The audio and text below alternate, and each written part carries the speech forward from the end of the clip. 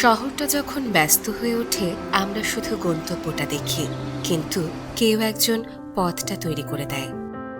এই মানুষগুলো, নামটা আমরা জানি না, গল্পটাও না, তবুও তাদের ঘামেই দাঁড়িয়ে থাকে আমাদের প্রতিদিন। কেউ রোদে দাঁড়িয়ে থাকে, কেউ দৌড়ায় সময়ের সাথে, কেউ চুপচাপ দায়িত্বটা পালন করে যায় কোনো শব্দ ছাড়াই। আমরা হয়তো খেয়াল করি না, কিন্তু তারা থামে না। তারপর এক সময় সবাই একটু থামে, এক টেবিলে বসে, একই ক্ষুধা, একই ক্লান্তি, আর কিছু ছোট ছোট হাসি। এখানেই বোঝা যায় আমরা আলাদা না, আমাদের লড়াইটাও আলাদা না।